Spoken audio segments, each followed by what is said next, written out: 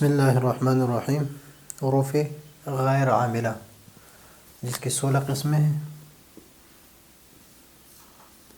اور 16 قسموں میں سے یہ تیسری قسم حروف تفسیر ہے۔ حروف تفسیر ہمارے پاس دو ہے، آئی اور ان۔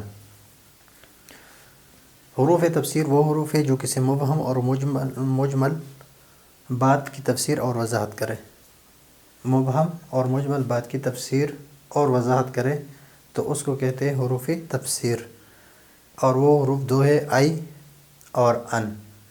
آئی جو ہے وہ مفرد و مرکب دونوں کی تفسیر کے لیے آتا ہے۔ آئی مفرد اور مرکب دونوں کی تفسیر کے لیے آتا ہے۔ مثلا اس کی مثال ہم ذکر کریں گے۔ مثلا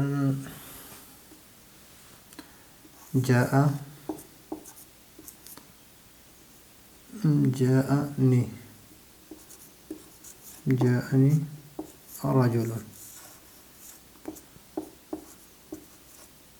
ای زید۔ جاءنی رجل ای زید، میرے پاس ایک آدمی آیا۔ جاءنی الرجل، یا الرجل کہے یا رجل کہے، اس طرح آپ کو آسانی ہو۔ جاءنی الرجل اے زید، ای زید، تو یہ ہو گیا مفرد کے لیے۔ اور مرکب کے لیے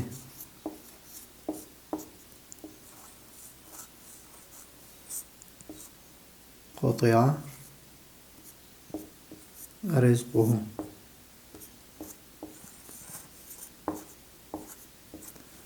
قطع رزقہ ای مات۔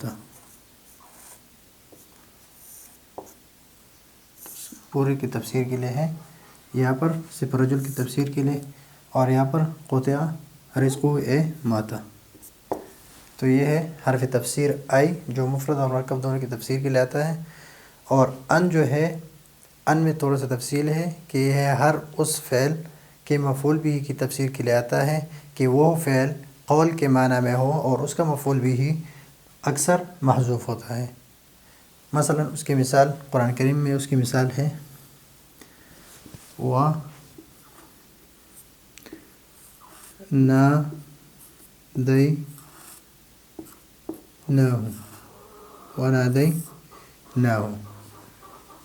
أَنْ أَيْ یا ابراہیم، یا ابراہیم۔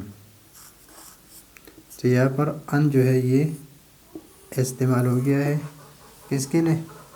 اس کے تفسیر کے لیے، کہ اس مفعول بھی کی تفسیر کر دے کہ یہ مفعول بھی جو ہے، یہ جو محذوف ہے اس کے تفسیر کے لیے آ رہا ہے کہ اسے کیا مراد ہے؟ وَنَادَيْنَاهُ، اور اس کو ہم نے آواز دی، اس سے ہم نے قول فرمایا، اَيْ یا ابراہیم، کہ اے ابراہیم۔ تو یہ ہے حروف تفسیر جو کسی مبہم اور مجمل بات کی تفسیر اور وضاحت کے لیے ہو۔ اس کے دو ہے، یعنی آئی اور ان ہے، مفرد اور مرکب دونوں کی تفسیر کے لیے آتا ہے۔ ان ای جاءنی الرجل ای زید، مرکب کے لیے قطع رزقہ ای مات، اس پورے کی تفسیر کے لیے۔ ان جو ہے ہر فعل کے مفعول بھی کی تفسیر کے لیے آتا ہے جو قول کے معنی میں ہو، یعنی وہ فعل جو ہے وہ قول کے معنی میں ہو اور مفعول بھی اکثر محذوف ہو، اور اس کا مفعول بھی اکثر محذوف ہو، جس طرح یہاں پر ہے وَنَادَيْنَاهُ، اور ان کو ہم نے آواز دیا، ان سے ہم نے کہا، ہم نے قول فرمایا ان سے، اور کیا کہا ہم نے؟ ای یا ابراہیم، اور اس کو یعنی یہ اس بات کی تفسیر کے لیے کہ ان سے کیا مراد ہے کہ یا ابراہیم۔ تو یہ ہے حروف عاملہ میں سے تیسری قسم۔ اگلے سبق کے لیے اجازت چاہتے ہیں۔ اللہ حافظ۔